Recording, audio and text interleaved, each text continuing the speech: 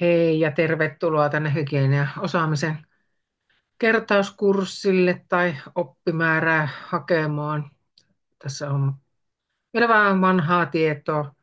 Mulla on tämmöinen Itä-Suomen hygieniapalveluyritys, mutta näitä nettisivuja mulla ei valitettavasti enää ole. Tosiaan Kirsi Sarkkinen hygieniapassikouluttajana ollut toistakymmentä vuotta ja elintarvikealalla on ollut siivouspuolella sairaaloista ihan sinne kaikennäköisiin elintarvikehuoneistoihin, kauppoihin on kokemusta monenlaisista ympäristöistä. Anteeksi. Olen ollut pitkään tosiaan näitä hygienia-asioita kouluttamassa omalle henkilökunnalle siellä siivousliike-elämässä, mutta myös on ollut sairaalamaailmassa ja monenmoista on käytännönläheistä kokemusta tullut.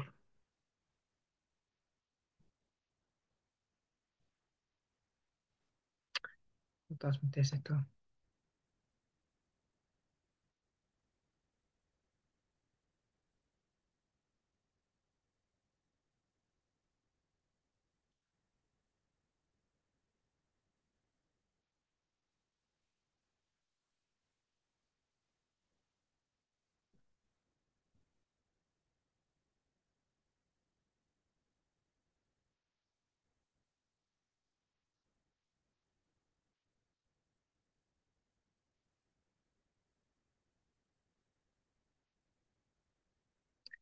Elintarvikehygienian määritelmä.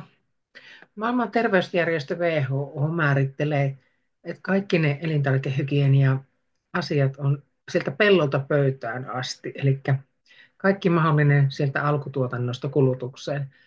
Mutta näillä alkutuotannon ihmisillä on omat laatuvaatimukset, että suoranaisesti hygieniapassivaatimusta heillä ei ole, mutta monet esimerkiksi marjanviljelijät käy tämän hygieniapassin ja kouluttavat myös marjan poimijoita. Mutta elintarvikehygienialla tarkoitetaan kaikkia niitä välttämättömiä toimenpiteitä, joiden avulla voidaan varmistaa elintarvikkeiden turvallisuus, terveellisyys ja puhtaus. Tosiaan sieltä pellolta pöytään asti. Mitkä on elintarvikehygienian tavoitteet? No, tavoitteena suojata meitä kuluttajia ihmisravinnoksi soveltumattomien elintarvikkeiden aiheuttamilta terveydellisiltä ja taloudellisilta riskeiltä. Pyritään estämään elintarvikkeiden ennenaikaista pilaantumista ja siitä sekä valmistajalle että kuluttajalle aiheutuvia taloudellisia tappioita ja hävikkiä kaiken kaikkiaan, kaikessa sen prosessin aikana. Anteeksi, mulla on ollut tässä 3 viikon virusflunssa ja vielä ääntä vähän pitää selvitellä. Yleistä elintarvikehygieniasta. No miksi sitten tilastoitujen ruokamyrkytysten määrä on lisääntynyt? No, tilastointi ja tutkimusmenetelmät ovat tehostuneet. Elintarvikeketjun ajallinen ja maantieteellinen monimutkaistuminen. Eli maailmalta tuodaan hyvinkin erilaisia ja eksoottisia elintarvikkeita. Ja me itse, kuluttajat, ihmiset, matkustellaan paljon. Ja elintarvikkeita esikäsitellään tosi paljon. On eri tavoin pakattuja ja jatkojalostettuja elintarvikkeita. Ja rasvan, suolan ja sokerin sekä säilöntäaineiden käytön vähentäminen. No, silloin kun mä olin nuori tai lapsi, niin broileri oli tämmöinen kokonainen pakastebroileri. Ja nykyään kun ajattelette, minkälaisia erilaisia suikaleita ja kuutioita ja eri kastikkeita ja makuja sillä broilerifilesuikaleesta löytyykään, niin että mitä enemmän me pilkotaan ja käsitellään sitä elintarviketta, niin meillä on myös mahdollisuus, että sinne menee jotakin sinne kuulumatonta. No, vastuu, aseptinen omatunto. Ehkä ihmiset saattaa sanoa, että no eihän se haittaa, jos tämmöinen pieni vatsatauti käydään läpi. No, mutta ajattelepa sitten, jos sulla on asiakkaana siellä pieniä lapsia, tai jos sulla on joku ruoka-aineallergia. Tuossa on tuo viljantähkä, jonka päällä on tuommoinen poikkiviiva. Se on keliakia tai gluteenittoman tuotteen merkki. Jos sinulla olisi pähkinäallergia, niin se olisi tosi kiinnostunut siitä, että onko siinä elintarvikkeessa yhtään pähkinää. Sitten tuossa on kuva seniorista, joka on sairaalassa. Ehkä hänellä on ollut lonkkaleikkaus. Jos hänelle tulisi vielä joku vakava vaikka keuhkoputken tulehdus tai keuhkokuume, ja siihen päälle vielä vaikka ruokamyrkytys, niin voi olla, että tämmöinen ruokamyrkytys voisi viedä hengen ihmiseltä. Eli aina meillä on tämä aseptinen omatunto ja vastuu siitä, että me toimitaan oikein, vaikka se esimies tai pomo tai työopastaja ei ole siinä olkapään takana katsomassa, että miten sä toimit, vaan sulla täytyy olla itsellesi vastuu sitä elintarvikehygieniasta ja oikein toimimisesta. Tässä on dia elintarviketurvallisuusorganisaatiosta, mutta muistakaa, että siinä testissäkään ei tarvitse mitään lakipykäliä tai organisaatioita osata ulkoa tai muistaa. Mutta tässä näette, että paljon meillä on sitä organisaatiota ja tuossa on vähän vanha virheellinen nimi Elintarviketurvallisuusvirasto. Siinä pitäisi olla nyt Ruokavirasto, eli nimi on muuttunut. Jos sä oot sitten yrittäjä tai vaikka kuluttaja, niin sua kiinnostaa, että sä saat tuolta kunnan valvontaviranomaisilta niin neuvoja ja apua. Olit sitten yrittäjä tai kuluttaja. No lainsäädäntöähän meillä on yleinen elintarvikeasetus, yleinen elintarvikehygienia-asetus ja Suomen elintarvikelaki. Ja tietysti jos olet elintarvikealan toimija, yrittäjä, niin silloinhan täytyy tietää nämä lait ja asetukset. Lain tarkoituksena on varmistaa elintarvikkeiden ja niiden käsittelyn turvallisuus sekä elintarvikkeiden hyvä terveydellinen ja muu elintarvikemääräysten mukainen laatu. Varmistaa, että elintarvikkeesta annettava tieto on totuudenmukaista ja riittävää eikä johda harhaan. Eli tuoteselosteiden täytyy vastata sitä, mitä siellä pakkauksessa on. Suojataan kuluttajaa elintarvikemääräysten vastaisten elintarvikkeiden aiheuttamilta terveysvaaroilta ja taloudellisilta tappioilta. Varmistetaan elintarvikkeiden jäljitettävyys. Eli elintarvikealan toimijoilla täytyy olla aukoton kirjanpito, mistä on raaka-aineet ja tuotteet ostettu ja minnekä ne on myyty eteenpäin. Toki eihän yksittäinen yrittäjä voi tietää esimerkiksi yksittäisen kuluttajan yhteistietoja, mutta hän voi ilmoittaa sitten esimerkiksi netissä tai lehdissä, jos siellä elintarvikkeessa on jotakin siellä semmoista, mitä ei sinne kuulu. Turvataan korkealaatuinen elintarvikevalvonta ja osaltaan parannetaan elintarvikealan toimijoiden toimintaedellytyksiä. Ja finlex.fi, sieltä voi tarkistaa asioita vielä, jos jää kiinnostamaan tämä aihealue. Mutta todellakin sinne testiin ei mitään lakipykäliä tule tai tämmöisiä lain selostuksia, mutta käydään läpi tuossa myöhemmin, mitä osa-alueita sinne liittyy. Tässä on nyt kuva siitä hygieniapassitodistuksesta ja lompakkokortista, jotka tulet saamaan sitten, kun suoritat hygieniapassitestin hyväksytysti. Muista, että kumpikin näistä on ihan pätevä osoitus siitä, että olet sen hygieniapassin suorittanut ja muista, että annat työnantajalle aina vain kopion siitä todistuksesta, ei koskaan alkuperäistä, ettei se häviä. Ja säilytä nämä todistukset huolellisesti, koska aina uuden todistuksen hankkiminen maksaa sinulle. Tuo todistus tulee hygieniapassi testaajalle ensin kotiin tai sinne työpaikan osoitteeseen ja hän allekirjoittaa tuon todistuksen ja postittaa sinulle kotiin sen. Tai sinne osoitteeseen, minne sä oot sen osoitteen antanut. Mä koulutuksessa käytän tosi paljon tätä Sefo-konsultoinnin elintarvikehygienian perusteet oppikirjaa. Se blurraa tämän kuvaan, että näkyykö se nyt? No eipä taida näkyä. Niin laitan siitä teille vielä tuonne sähköpostiin, jos haluat elintarvikehygienian perusteet oppikirjan hankkia ja opiskella vielä tarkemmin näitä asioita. Mutta tässä kirjan sivulla 4 ja 5 kerrotaan elintarvikehuoneistosta. Elintarvikehuoneistolla tarkoitetaan mitä tahansa rakennusta tai huoneistoa tai niiden osaa, jossa käsitellään näitä elintarvikkeita Eli valmistetaan, säilytetään, kuljetetaan, pidetään kaupan, tarjoillaan tai muutoin käsitellään. Ja taas ei sitä alkutuotantopaikkaa. Ja elintarvikehuoneistossa tulee olla, luen täältä oppikirjasta, elintarvikehuoneistossa tulee olla riittävästi työskentely-, säilytys- ja varastotilaa. Toiminnan edellyttämä ilmanvaihto, lämpötila ja valaistus. Riittävästi käsienpesupaikkoja sekä paikkoja astioiden ja välineiden pesua varten. Erillisiä asianmukaisesti varustettuja säilytystiloja siivouksessa käytettäville aineille ja välineille. Riittävästi talousveden laatuvaatimukset täyttävää vettä. Mulle tästä tulee mieleen esimerkiksi, jos se elintarvikehuoneisto olisi vaikka jossakin vanhalla kyläkoululla, jossa olisi vaikka oma kaivo. Se kaivon vesi pitää tarkistaa, että se on talousveden laatuvaatimukset täyttävää vettä. Henkilöstölle riittävästi asianmukaisia pukeutumistiloja, joissa on peseytymismahdollisuus ja riittävästi käsienpesupisteitä. Henkilöstölle riittävästi WC-tiloja, jotka eivät saa avautua suoraan elintarviketiloihin, ja asiakkaille riittävästi asianmukaisesti varustettuja WC-tiloja. Eli henkilökunta ja asiakkaat eivät saisi käydä samoissa WC-tiloissa. No, elintarvikehuoneistosta varmaan monelle tulee mieleen se tämmöinen ruostumattomasta teräksestä tehty suurtalouskeittiö, jossa on isot lattiakaivot ritilöiden kanssa, isoja keittopatoja ja höyryuuneja. Kyllä, tämmöisiäkin paljon on. Mutta elintarvikehuoneistoksi luokitellaan myös tämmöiset grillivaunut ja jäätelöautot.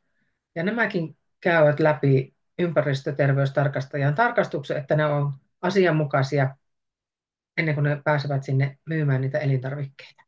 Et vaikka nämä äskeiset luettelon asiat ei näistä grillivaunusta löydy riittävät vessatilat, suihkutilat tai käsienpesupaikat, niin silti täytyy osoittaa, että miten käsihygieniasta pidetään huolta ja se, että miten nämä jäätelöautot ja grillivaunut siivotaan. Elintarvikkeet jaotellaan helposti pilaantuviin ja säilykkeet on oma ryhmänsä. Helposti pilaantuviin elintarvikkeisiin luokitellaan pääsääntöisesti viimeisen käyttöpäivän tuotteita, eli viimeinen käyttöpäivähän on todellakin se päivä, jonka jälkeen sitä tuotetta ei saa enää käyttää elintarvikkeena. Poikkeuksena siellä on nämä pastoroidut maitotuotteet, joissa on parasta ennen päiväys. Pilaantuvissa on oikeastaan sitten kaikki muut loput elintarvikkeet. Ja säilykkeissä, niissäkin on parasta ennen päiväys, mutta niissä on todella pitkä päiväys.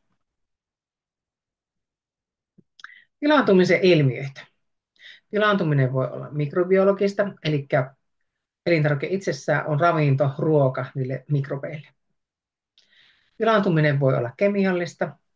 Se voi olla elintarvikkeen sisällä oleva haitallinen aine, esimerkiksi korvasienten myrkky, joka täytyy osata ryöpätä sieltä pois 2 kertaan ja huuhdella kunnolla. Tai sitten elintarvikkeeseen joutuneet muut haitalliset aineet, vaikka jonkun elintarviketeollisuuslaitoksen koneen voiteluaineet ja fysikaalinen pilaantuminen, eli joku vieras esine. Varmaan olet löytänyt sieltä sinun elintarvikkeesta joskus vaikka hiuksen tai tiskiharjaharjaksen tai ehkä puutikku tai olisiko siellä hiekanjyvää tai pieni kivi ollut. Fysikaalinen vieras esine voi olla myös koru tai korun osa. Kannattaa aina ilmoittaa sinne elintarvikkeen valmistajalle suoraan sitten, että tämmöinen vieras esine sieltä löytyy. He voi sitten korjata sitä omaa prosessia. Pilaantumisen ilmiöitä on mätäneminen, happaneminen, käyminen, eltaantuminen, limaantuminen ja homehtuminen. No, viittaan tässä tähän elintarvikehygienian perusteet oppikirjaan. Kirjan sivulla 8 puhutaan BSEstä eli hullunlehmän taudista. Luen tästä hullunlehmän taudista teille. Hullunlehmän tautia, BSE, on löytynyt parista naudasta Suomessa. Taudin aiheuttaa tietyn valkuaisaineen prionin muuntautuminen hermokudoksessa. Ihminen voi saada taudin vain syömällä jossain muodossa sairastuneen eläimen sairasta kudosta. VSEn yhteydessä tämä tarkoittaa sairastuneen eläimen aivo- tai keskushermostokudosta.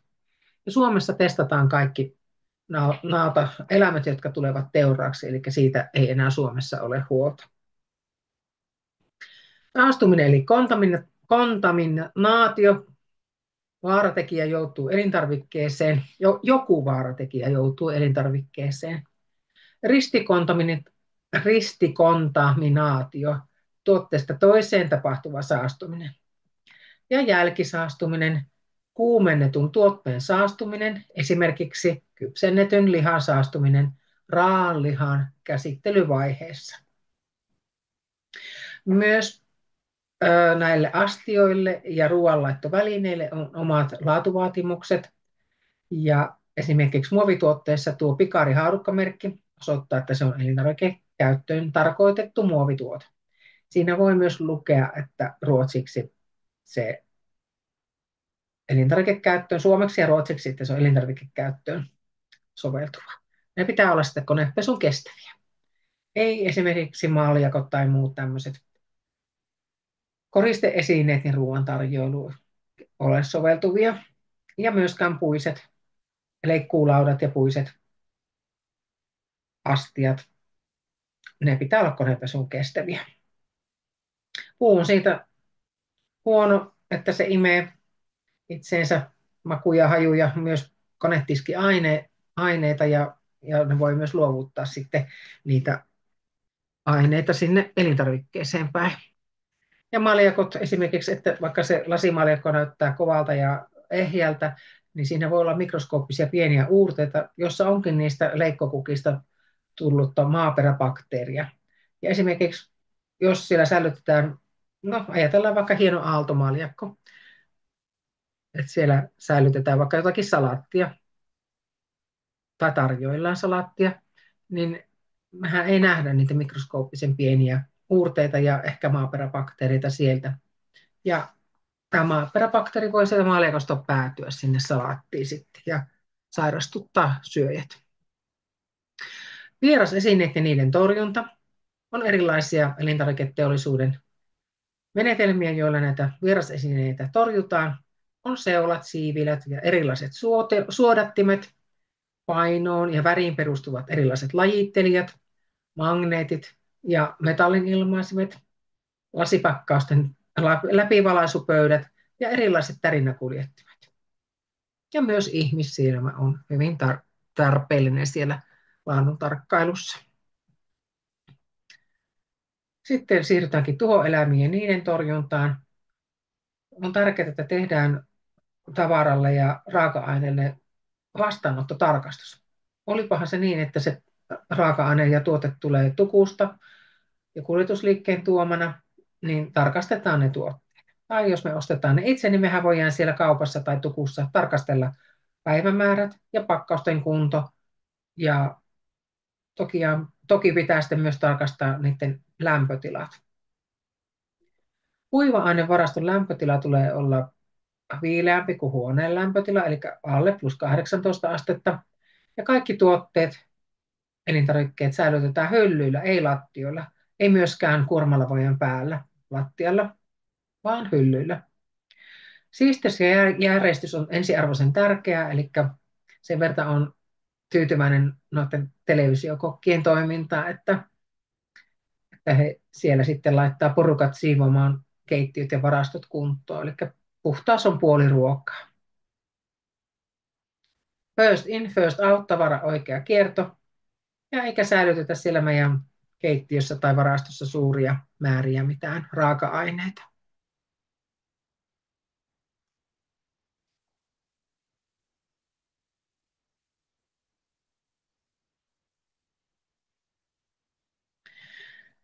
Ja tuossa on esimerkkinä, että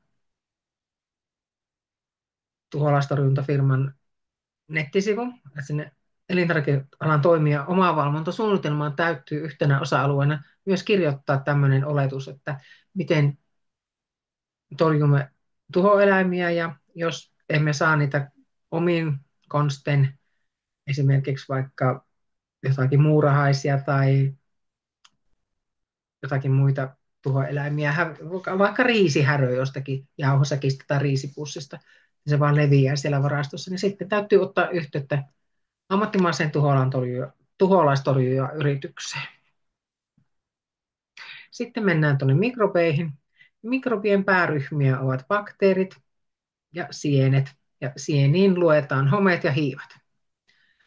Muoto bakteereissa on tuommoinen pyöreä tai pyöreähkö, ja ne lisääntyvät jakaantumalla kahdeksi. Suotuisissa olosuhteissa hyvinkin nopeasti. Sienissä homeet leviävät, lisääntyvät rihmastoina ja homeitiöiden avulla. Homeitiö on eri asia kuin bakteeriitiö. Ja hiivat lisääntyvät tuolle kuroutuvalla kahtijakautumalla. Sitten on vielä virukset ja lisääntyvät vain elävissä isäntäsoluissa. Elävä isäntäsolu voi olla ihmisen solu, eläimen solu tai kasvinsolu. Ja parasiitit, esimerkiksi lapamato tai riistassa mahdollisesti esiintyvä trikiiniloinen, lisääntyvät vain isäntäeläimissä. Ja isäntäeläin voi olla siis myös ihminen.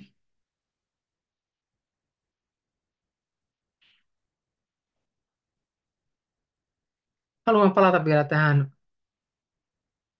home- ja bakteeriitiöihin. Eli mulla on taas täällä kirjassa sivulla 13 myös kerrottu bakteeriitiöistä ja bakteereilla on bakteeriitiöt, eli bakteerin säilymismuodot.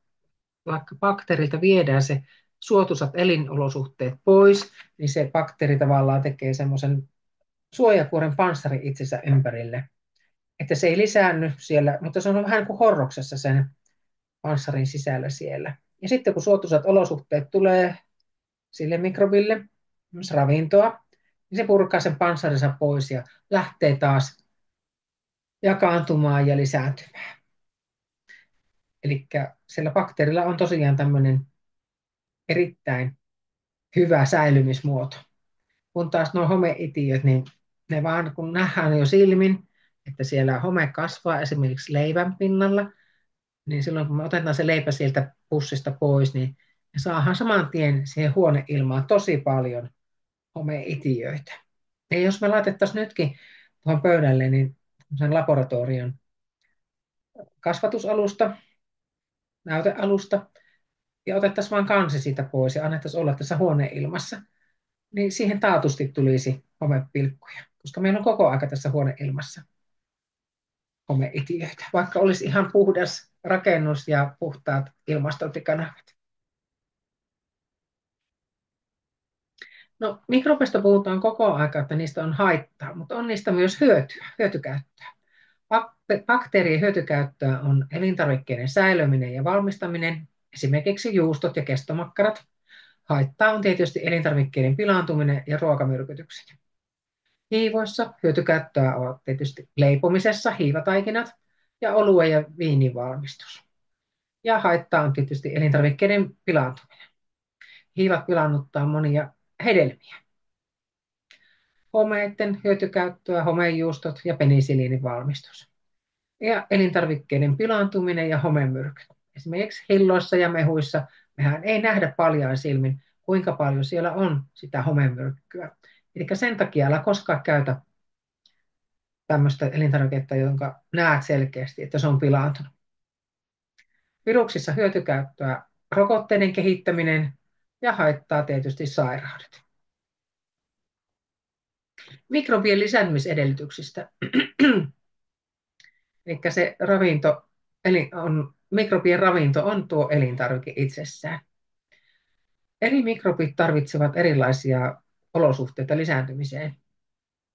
Kosteutta, erilaisia lämpötiloja, hapen määrä vaikuttaa, happi tai hapeton tila, ja pH, eli kuinka emäksinen tai hapaan se elintarvike on. Aloitetaan tästä kosteudesta. Näyttää hankalalta, puhutaan AV-arvosta, eli veden aktiivisuuden vaikutuksesta mikrobien lisääntymiseen, mutta älä hätäile, tämä on ihan aika simppeli juttu. Kun katsot tuota AV-arvoa 1, niin useimmat tuoreet elintarvikkeet sisältää paljon vapaata vettä niiden mikrobien lisääntymiseen ja elämiseen.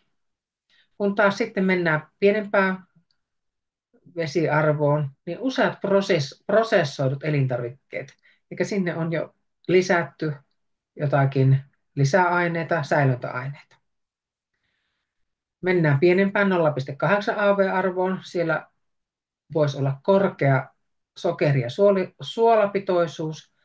Ja ajatellaan meidän esi-isiä ja esiäitejä, jotka ovat suolanneet kalaa ja lihaa. Ja sitten ovat myös keksineet, kun ovat saaneet sokeria, niin sokerin kanssa keitetty hilloja. Eli sillä suolalla ja sokerilla sidotaan pois sitä vapaata vettä niiltä mikrobeilta, että ne ei pystyisi lisääntymään niin hyvin. Mutta tämäkään ei ole kaiken kattava menetelmä. No sitten mennään kuivattuihin elintarvikkeisiin, ja siellä jo on todella vähän sitä vapaata vettä mikrobien elinolosuhteisiin. Ajattele viinirypäleitä, tuoreita viinirypäleitä. Ne kun kuivatetaan, niin niistähän tulee rusinoita. Et varmaankaan ole kovin usein nähnyt pilaantuneita rusinoita. Päinvastoin, että kun se pussi avataan, niin ne vaan vielä kuivaa lisää ja lisää, ja ne on vähän hankala jo sitten syödä. Ehkä liottamalla sitten jonnekin rusinasoppaan ne voisi käyttää.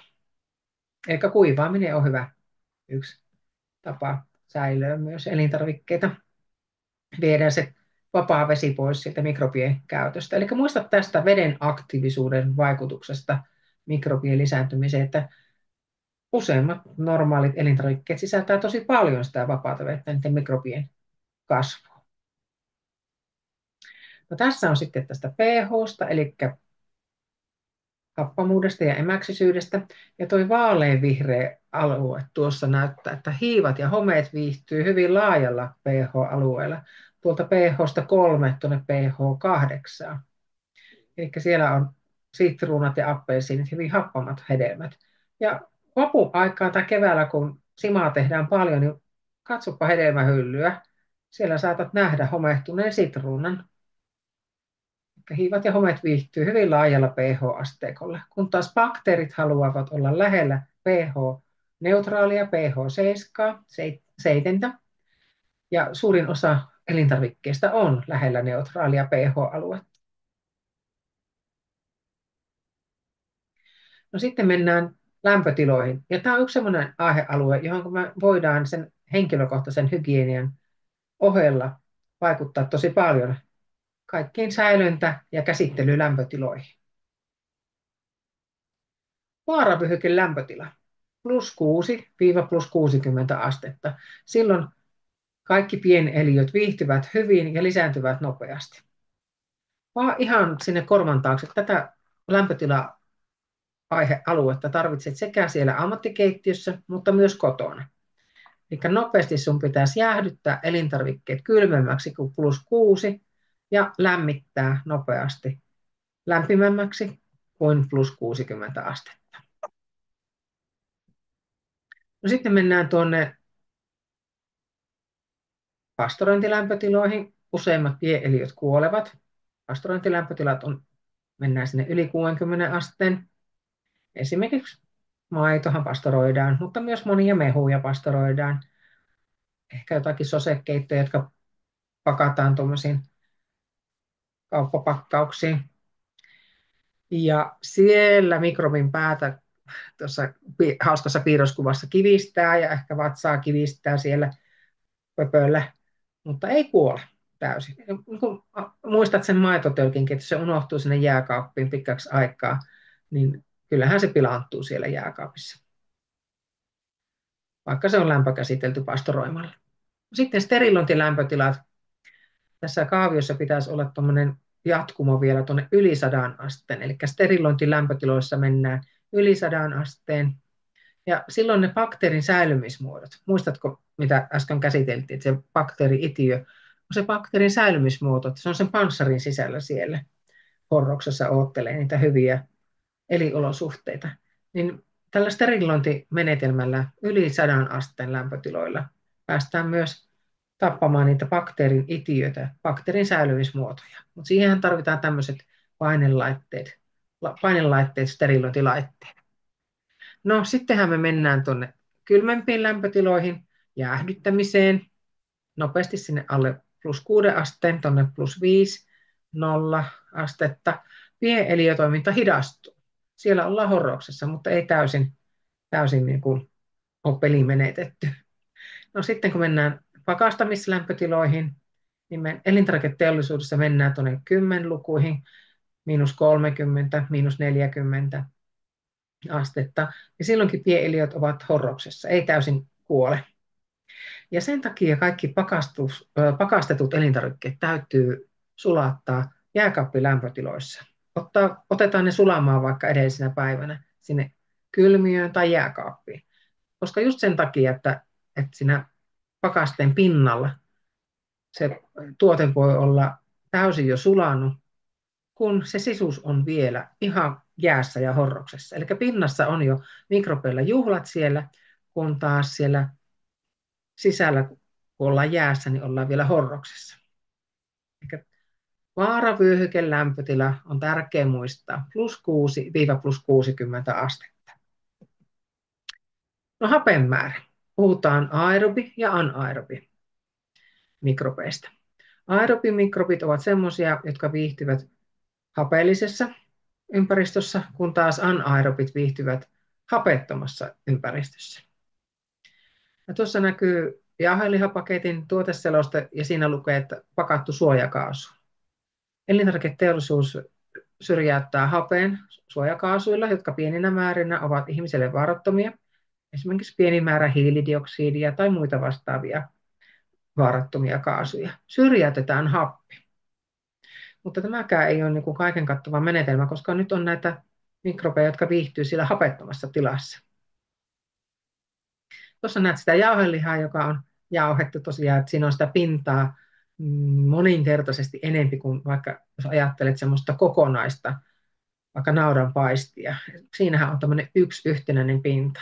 Mutta nyt tuossa jauhelihassahan siellä on tuhansittain, miljoonittain sitä pintaa, mihinkä happi ja mikrobit voivat sitten päästä käsiksi.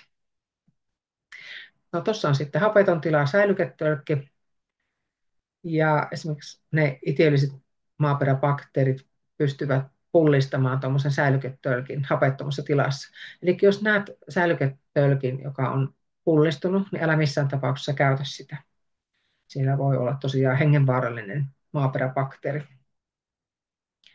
Äläkä käytä säilyketölkkejä, jossa on kolhuja tai jopa ruostuneita säilyketölkkejä. Että käytä vain ehjiä, tuommoisia hyvännäköisiä tölkkejä. No niin, hapettoman tilan esimerkkejä on myös tämmöiset vakuumipakkaukset, josta on happi imetty pois. Ja tosiaan, jos tämmöisessäkin pakkauksessa on pienikin reikä ja se pakkaus tuntuu pehmeältä, niin älä silloinkaan osta sitä tai käytä tuommoista pakkausta. Pakkauksen pitää tuntua tuommoiselta kiinteältä kovalta. Ja leikkelepakkauksissa monesti varmaan sillä kotona huomannut, kun avaat tuommoisen leikkelepakkauksen, niin se tulee vähän niin kuin semmoinen tunkkainen haju. Niin se on tosiaan se suojakaasu. No niin, valmiin ruoan kuljetus, myynti ja tarjoilu. Lämpimät ruoat tarjoillaan vähintään +60 asteessa ja ammattikeittiössä, oli se sairaalan keittiö, koulun keittiö tai muu vastaava lounasravintola, niin nämä lämpötilat mitataan myös sen tarjoilun aikana. Ei ehkä tuommoisessa, silloin kun on vaikka koulun keittiössä, että lapset ja nuoret tulee sinne ruokalaan syömään ja keittäjät ei kerkeä muuta kuin vaihtaa uutta vuokkaa sinne tilalle, niin mutta sitten jos se ruoka niin kerkee hetkenkin siellä vähän pitempään seistä, niin silloin se lämpötila täytyy myös tarjoilun välillä mitata. Kylmät, tosiaan nopeasti alle +6 asteen. Eli se vaaravyöhyke lämpötila +6 + 60 astetta. Ja ei saa pitää tarjolla yli 4 tuntia siellä lounasravintolassa, jonka jälkeen ne täytyy laittaa biojätteisiin. Nyt varmaan joku muistaa tai sanoo, että meidän koulussa, meidän oppilaitoksessa tarjotaan edellisen päivän ruokaa siellä, mutta se ruoka ei ole ollut tarjolla siinä linjastossa, jossa me asiakkaat, kuluttajat saadaan itse annostella sitä ruokaa, vaan se on ollut siellä kylmiössä erikseen ja se on lämmitetty sitten ihan eri erää oleva ruoka. Ja +12–60 celsiusasteessa ollut ruoka tulee hävittää sen tarjoulun ajan jälkeen. Tässä on erilaisia säilytyslämpötiloja.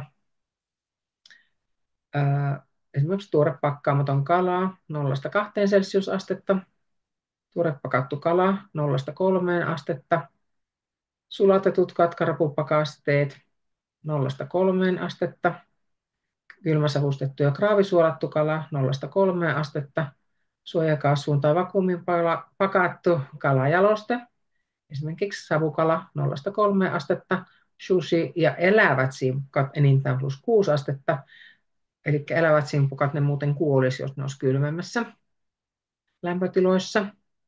Suolattu mätiin 0–3 astetta.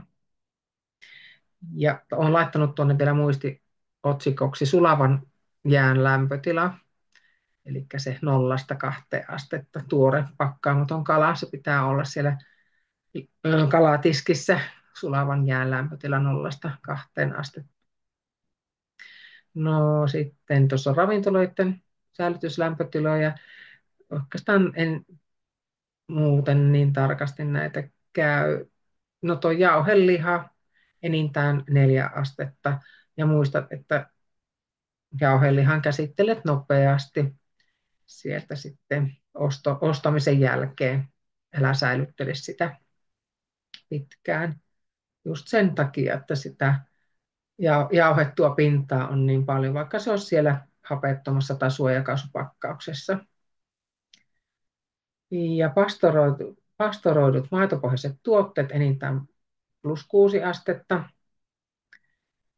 Ja tuommoiset kermaleivokset ja valmisruuat enintään. Valmisruuat, makkarat, leikkeleet, kerma- ja tuorejuustokakut, leivokset ynnä muut, niin enintään +6 astetta. Nämä kyllä löytyy hirveän hyvin noista elintarvikepakkauksista nämä säilytyslämpötilat.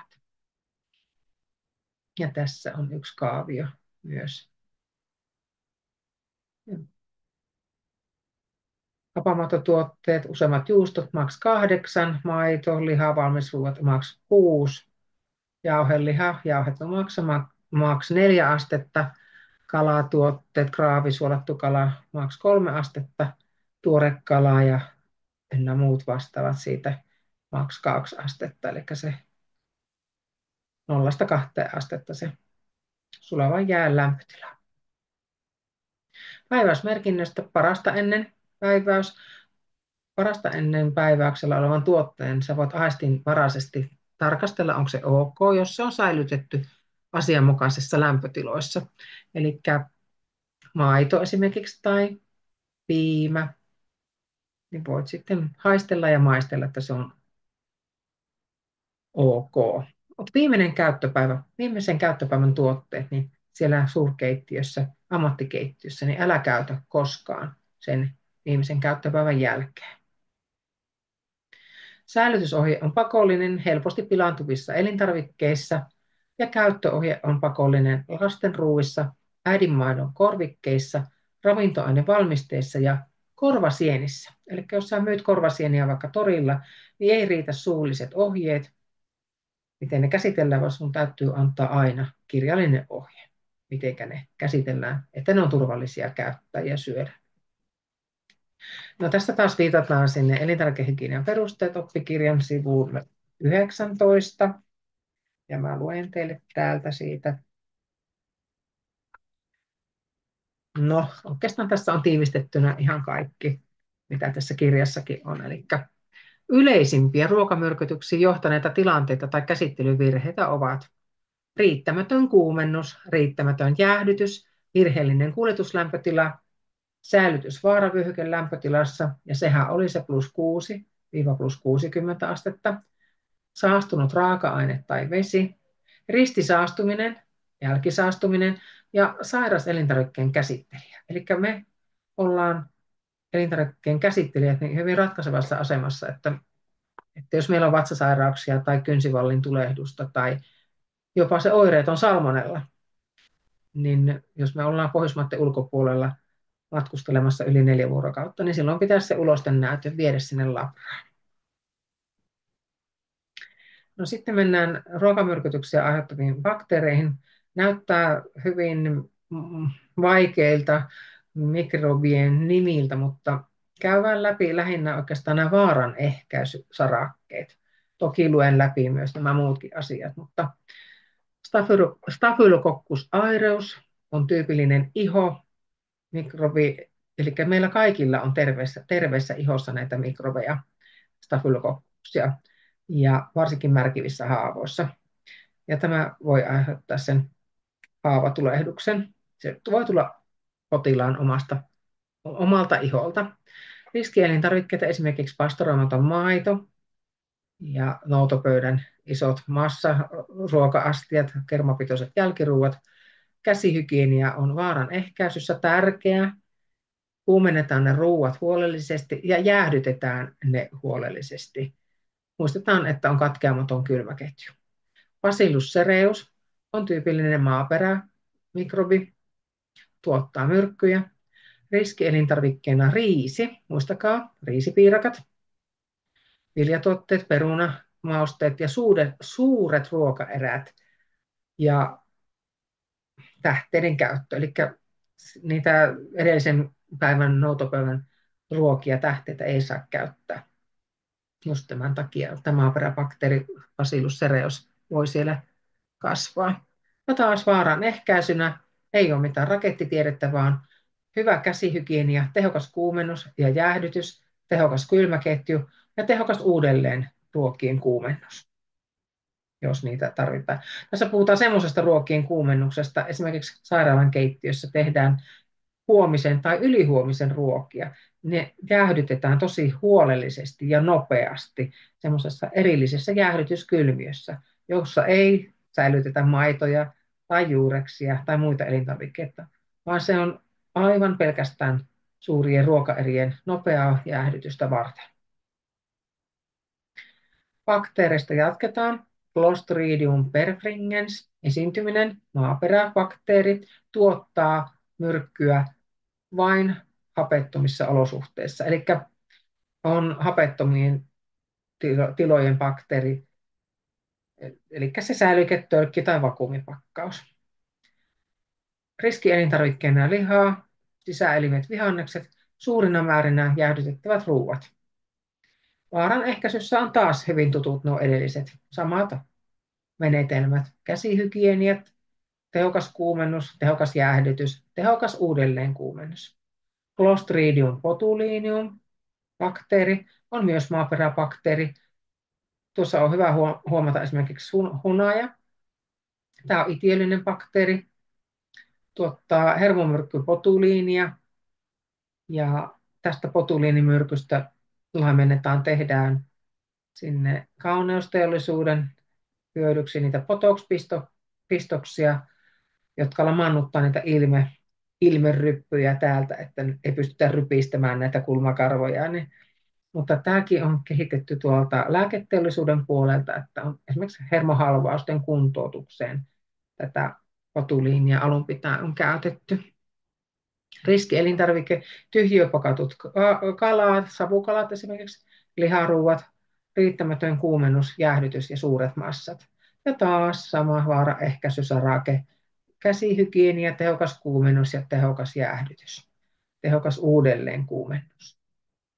Salmonella, tyypillinen esiintymispaikka, suolisto, siipikarjan suolisto, kananmunat, eli kananmunien käsittelyn jälkeen on hyvä pestä kädet ja ulosteella saastunut vesi. Riskielintarvikkeet, kananmuna, eläinperäiset tuotteet ja epähygienisesti käsitellyt tuotteet. Ja siellä kuumennus yli +70 celsiusasteeseen ja siipikarjan lihassa muista yli 75 celsiusasteeseen. Ja taas siellä ammattikeittiössä mitataan lämpömittarilla ne lämpötilat. Kampylobakteerit eläinten suolistossa, siipikarja ja luonnonvedet. Riski elintarvike tai tilanne, saastunut vesi, puutteellisesti kuumennettu siipikarjan liha. Siipikarjan liha on joko kana, broileri tai kalkkunan liha. Ja sitten riskitilanne on myös ristikontaminaatio.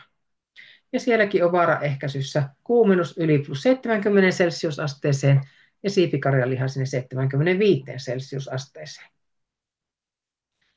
EHEC-bakteeri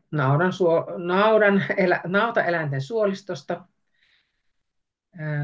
pastoroimaton maito, jauheliha, riittämättömästi kuumennettu naudanliha ovat riskielintarvike tai tilanne. Vaaran ehkäisyyn on ratkaisu kuumennus yli plus 70 asteeseen. Listeria monocytogenesis,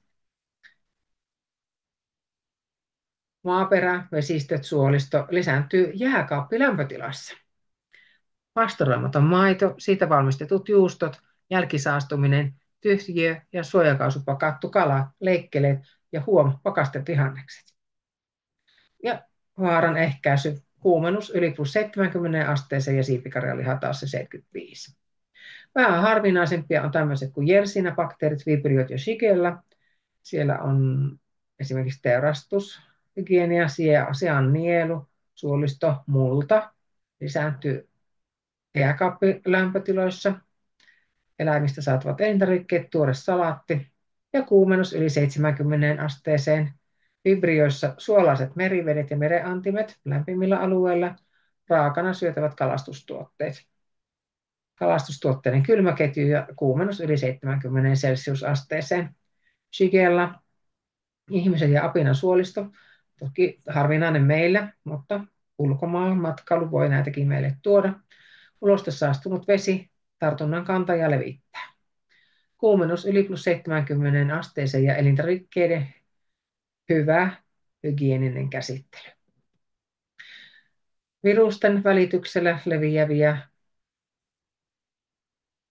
ruokamyrkytyksiä, kalikivirukset eli norovirukset, ihmisen uloste ja siitä saastunut vesi ja tyypillinen välittäjä, saastunut vesi tai elintarvike, raat osterit ja simpukat ja saastuneella vedellä kastellut pakastemarjat.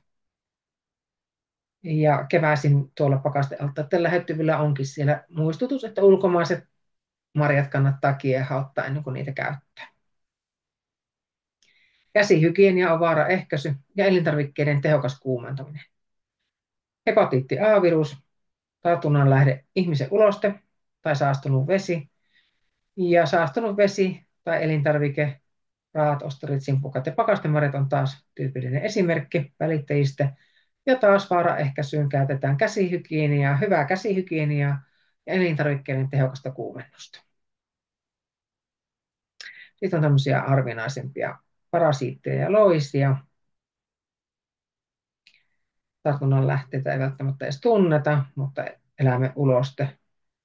Ja siellä vaaraehkäisyssä käsihygienia ja tehokas talousveden käsittely. Ja jopa pakastaminen oli tuossa. Ja tässä viimeisessä ihmisen ja eläimen ulostesaastutus pintavesissä ja tehokas käsihygienia ja tehokas talousveden käsittely. Tuolla on parasiitteja ja loisia. Noista oikeastaan sitten otan esille tuon leveä heisimato eli lapamato, järvikalat raakana, tehokas kuumentaminen, pakastaminen tai tehokas suolaus. Pitää muistaa sitten, että suolataan tosi hyvin, että se lapamato ei tartu meihin. Ja sitten se riistaliha on trikinimato ja tehokas lihan kuumentaminen tai pakastaminen ehkäisee nämä loiset. Henkilöstön työskentelyhygienia. Hygienisiin toimintatapoihin kuuluu, että vältetään niiden elintarvikkeiden turhaa koskettelua. Käytetään kauhoja, ottimia ja muita työvälineitä. Eli käytetään kättä pitempään. Käytetään maistamisen ruokailuvälineitä, eli siellä oikein tai vasemman olkapään siellä hihassa on pieni lusikkatasku, että hän voi pitää sitä samaa lusikkaa siellä, mutta ei sillä maistinlusikalla sieltä padasta tai vuuasta oteta sitä ruokaa ja maisteta, vaan otetaan kauhalla, kapustalla sitä ruokaa sieltä astiasta ja otetaan maistin lautaselle. Ja sitten sen jälkeen kokki ottaa sieltä kokin asun olkapään taskusta sen maistin lusike ja maistaa, onko mausteita ja suolaa tarpeeksi siellä ruuassa. Suunnitellaan työjärjestys sellaiseksi, ettei elintarvikkeet ole vaaravyöhykkeessä. Ei kosketella nenää, hiuksia ja niin edelleen. Ja niistämisen jälkeen pestään kädet. Ja jos tulee se äkillinen aivostus, niin yritetään saada sinne tänne kainaloon tai käsivarteen se äkillinen aivastus, jos ei sitä nenäliinaa kerkeä saada siihen käsille. No, tupakointiahan ei sallita enää oikein missään, mutta ei keittiötiloissa eikä sosiaalitiloissa eikä lastausiltatiloissa. Ja myös keittiöhenkilökunta ruokailee sinne varatussa tilassa eikä siellä keittiössä. Siisti ulkoinen olemus ja meillä on siellä hiukset suojattuja kiinni ja ollaan terveenä töissä ja esiliina tai keittiötyövaatteet. Olisi tietysti hyvä, että olisi kunnolliset keittiötyövaatteet, mutta esiliina on tuossa nyt se minimi. Esimerkiksi kun olen pitänyt koulutusta perhepäivähoitajille, niin eihän heillä ole semmoisia keittiötyövaatteita, vaan sitten joku hattu, huivi ja esiliina. Ja henkilökohtainen hygienia kaikin tavoin on tärkeää, myös se käsihygienia, mutta muutenkin, että käydään säännöllisesti suihkussa, pestään hiukset ja vartalo säännöllisesti. Ja hyvät työkengät on työturvallisuutta, mutta myös jaksan sitten siellä suurtalouskeittiön kovalla lattialla kävellä sen pitkän ja kiireisen työpäivän. Päähineitä löytyy jokaiselle sopivia, eri työhön sopivia on myös, eli et sinäkään halua sieltä ruoasta siis sitä hiusta ottaa tai se jopa suustasi asti. Ja tosiaan ammattikeittiössä työskentelevällä ihmisellä on kaikki hiukset siellä päähineen sisällä ja jopa oikein riskialtteessa työssä pitää olla partasuojus, jos on parta henkilöllä, niin olen nähnyt, että on partasuojuksiakin käytetty. Oikein fine dining ravintoloissa saattaa jopa olla tämmöinen tilanne, että jos on käsivarsissa hyvin paljon karvotusta, niin pyydetään, että ajellaan myös käsivarsien karvotusta pois. Kaikkihan me osataan käsiä pestä, mutta kerrataan se vielä. Poista sormukset, kellot, korut työajaksi. Kostuta kädet lämpimällä vedellä. Ota käsiin nestesaippua ja hiero kämmeniä yhteen noin 20 sekuntia. No miten sä lasket sen 20 sekuntia? Katotko kellosta? No joo, voihan sen niinkin tehdä, mutta sä voit mielessäsi laulaa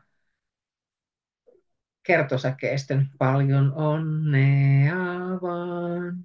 Ja hierot sen 20 sekuntia pelkästään nestesaippua. Pese myös kämmenien selkäpuolet, sivustat, ranteet, sormien välit ja se paikka, missä niitä sormuksia on ollut, missä sormessa on ollut, niin ne paikat pyörittelet myös huolellisesti. Kynsien alustat pestään myös, mutta ei saa olla koko keittiöhenkilökunnan yhteistä kynsiharjaa. Puhtele kädet puhtaiksi, kuivaa kädet puhtaaseen kertakäyttöpyyhkeeseen ja sulje hana puhtaita käsiä suojellen sillä kertakäyttöisellä paperilla. Toki nykyään on paljon tämmöisiä käsienpesualtaita, jossa on automaattivalosilmä, että kun otat kädet pois siitä vesihanan alta, niin veden tulo lakkaa. Ja tämmöiset puuvilla rullapyyhkeet on hyväksyttyjä menetelmiä kuivata kädet. Kun se pyyhe rullautuu, se puhdas pyyhe on eri osastolla siellä automaattista ja likainen pyörii sitten sinne rullalle eri osastolle sinne automaattiin. Ja ammattikeittiössä ei ole sallittua tämmöiset ilmakuivaimet, ilmapuhaltimet, käsien kuivaukset. Ne vaan kierrättää sitä likasta ilmaa siinä siinä käsiin. Käytä käsihuhdetta oikein, ota kuivalle kämmenelle noin 3-5 millilitraa käsidesiä ja upota sormenpäät sinne huhdeliuokseen. Tee samoin myös toisen käden sormenpäälle, eli kaadat siitä kädestä toiseen käteen sitä käsidesiä. Sitä pitää olla aika reippaasti, että sitä riittää sen kipata sen toisen kämmen kuppiin. Levitä huude joka puolelle käsiä. Muista sormien välit. Muista molemmat peukalot. Otetaan tuolleen nyrkillä ihan peukalosta kiinni ja pyöritellään se siellä kämmenen sisällä. Ja hiero kädet, kunnes ne ovat kuivat. Ota huuhdetta aina kuiviin käsiin, äläkä huuhtele vedellä ja hiero niitä käsiä sillä käsidesillä, kunnes kädet ovat kuivat. Että niitä ei tosiaan mitenkään ilmassa heilutella ja kuivatella, vaan hierotaan mekaanisesti se käsidesi sinne ihouurteisiin. Tämä on vain nyt tämmöinen kuvallinen ohje tuolta Transmeriltä, että ei ole mikään mainos. Tässä on ihan tutkittua asiaa, mitkä alueet käsissä jäävät yleisimmin huonosti pestyksi. Ja tuolla punaisella näkyykin sormenpäät, tuo peukalon hanka, sormien välit ja sitten nuo kämmen pohjassa olevat uurteet. Mä vähän leikkisesti puhun ennustusuurteista. Ja ehkä olet myös nähnyt tämän litanian tästä, mikä on näiden mustien pisteiden jälkeen, että kynnen alla on Suomen väkilukumikrobeja, sormuksen alla on Euroopan väkilukumikrobeja ja kynsivallin tulehdus, jos sinulla on, niin siinä tulehduksessa on maailman väkilukumikrobeja. Eli pidä käsihygieniasta hyvä huoli. Jos sinulle tulee käteen haava, puhdista haava asiallisesti, laita siihen huomiota herättävä värinen laastari ja laastarin päälle kertakäyttökäsine. Olen näissä kursseilla kuullut aika montakin kertaa, että olen löytänyt jopa sieltä ruuasta ihonvärisen laastarin, mikä ei ole kyllä sallittua. Eikä, ei missään tapauksessa saisi laastarit joutua sinne elintarvikkeeseen. Tarttuvien tautien ehkäisy, lakisääteinen työhöntulotarkastus, salmonella-kontrollit, esimerkiksi niiden ulkomatkojen jälkeen. Ja sitten, jos todetaan salmonella, niin työstä pidättäytyminen tai siirtyminen sellaiseen työhön, jossa ei elintarvikkeita käsitellä. Erityisesti on kiinnitettävä huomiota haavoihin käsissä ja vatsasairauksiin. Olen puhunut koko aika siitä omavalvontasuunnitelmasta. Kaikki nämä elintarvikealan asiat, mitä käsitellään tässä nyt, niin jollain tavalla liittyy siihen elintarvikealan toimijan omavalvontasuunnitelmaan. Ja puhtaanapito on yksi tärkeä osa-alue. Sulla täytyy löytyä puhtaanapitosuunnitelma sieltä omavalvontasuunnitelmasta. Puhdistussuunnitelma. Millä puhdistusaineilla puhdistetaan ja desinfioidaan pinnat ja astiat? Miten puhdistusaine annostellaan? Puhdistusmenetelmä ja tarvittavat välineet. Mitä menetelmiä käytetään ja minkälaisia välineitä? Kuinka usein siivotaan, se ajoitus, tiheys ja työjärjestys. Kuka on puhtaanapidon vastuuhenkilö? Kukaan ei voi toisen ihmisen selän taakse piiloutua, vaan täytyy ottaa näistä ohjeista selvä, mutta että kuka vastaa ensisijaisesti näistä ohjeista. Henkilökohtaiset suojaimet, esimerkiksi siivouksessa tarvitaan suojakäsineet ja jos on jotakin ruiskutettavia puhdistusaineita, niin silmäsuojaimet, kumikengät, suojaessut. Jos olisi jotakin meluisaa työtä, niin myös kuulosuojaimet. Ja miten puhtaustulos arvioidaan? Onko se silmämääräistä vai tehdäänkö myös mikrobiologista puhtaustuloksen arviointia?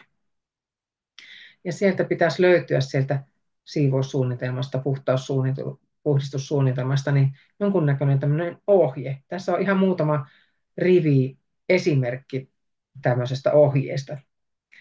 Ja se tehdään ihan tismalleen sinne meidän keittiön tarpeisiin ja miten se meidän keittiö siivotaan ja huolletaan sen työpäivän jälkeen. Tuossa olisi niin kuin kohde, työtasot, miten usein ne sitten uudistetaan, taajuus siis käytön jälkeen, millä työvälineellä, siivouspyyhe, pesuharja, ikkunankuivain, eli se mikä kastellaan, niin se myös kuivataan. Puhdistusaine, yleispuhdistusaine, siinä voisi olla ihan se kauppatuotemerkki, nimi ja pH. Mikä siivousmenetelmä, kostea pyyhintä, tarvittaessa pesu ja värikoodatut välineet. Ja niin edespäin. Tehdään kaikki mahdolliset siivouskohteet siihen ohjeeseen. Luetellaan vastaavalla lailla. Värikoodatut siivousvälineet tai kertakäyttöliinat. Eli määritellään sitten, että minkä värinen pyyhe on mihinkin kohteeseen meidän keittiössä. Ja tuossa on kuva myös mopista, jossa on värikoodit. Ja voidaan sitten leikata ne tarpeettomat värikoodit pois. Ja kaikki nämä eri kohteiden siivousliinat pestään eri koneellisessa pyykkiä. Ja olisi toivottavaa, että ne siivouspyyhkeet pystytään pesemään plus 95 celsiusasteessa, että ne mikrobit sieltä pyyhkeistä ja mopeista saadaan pois, siivousliinoista pois.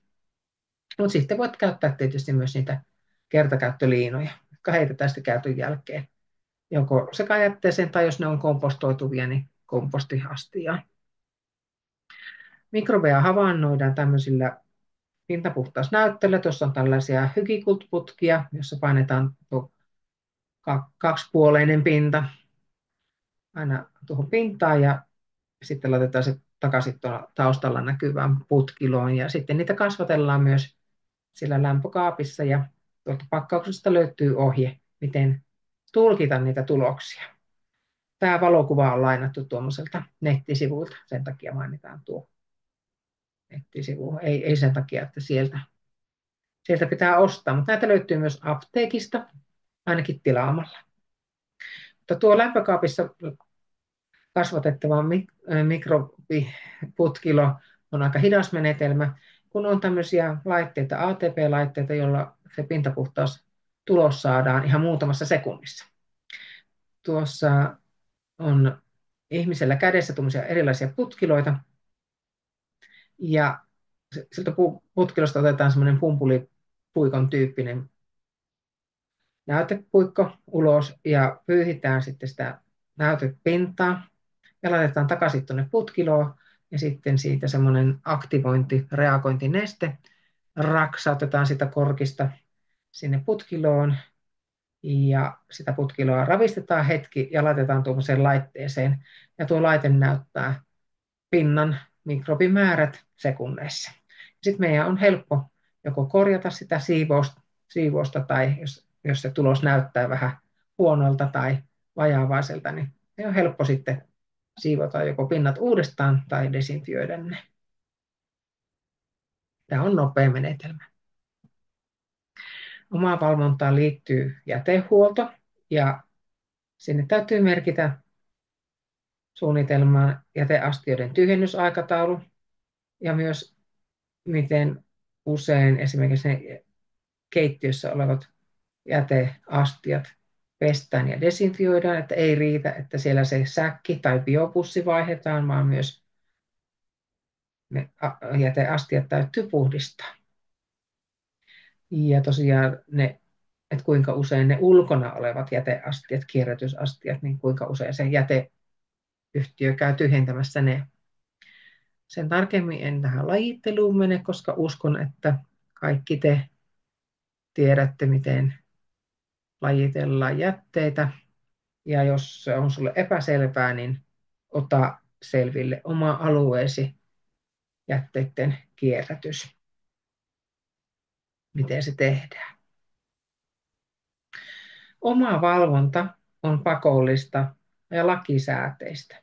Ei voi sanoa, että minun kauppani tai minun ravintolani on tietyn neliömäärän alittava tai ylittävä, että minun ei tarvitse tehdä omaa valvontaa, vaan se on kaikille elintarvikealan toimijoille pakollista.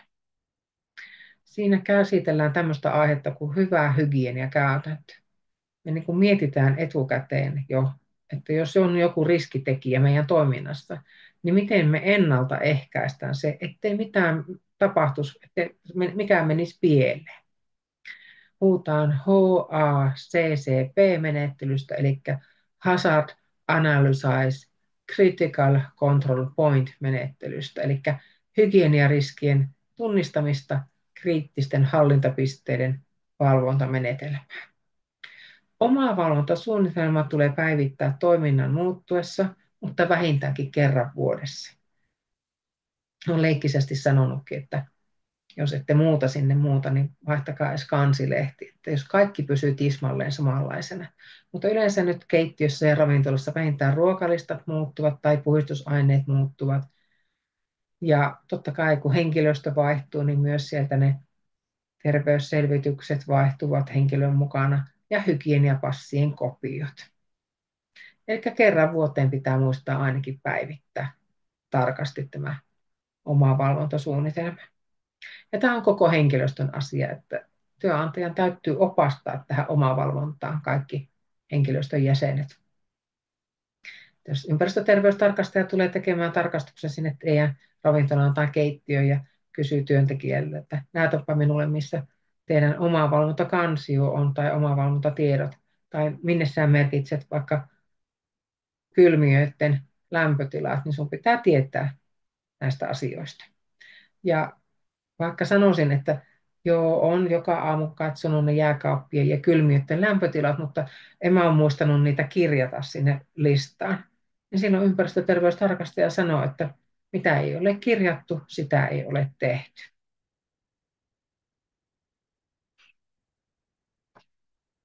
Vielä vilkaisen täältä kirjasta tästä omaa valvonnasta. Siinäpä ne oikeastaan tiivistetysti oli.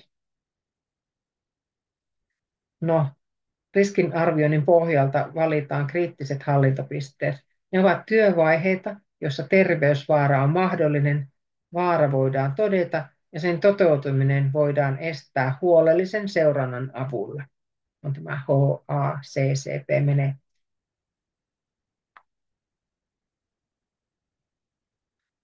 Oma valvontasuunnitelma esimerkki minimiasioita.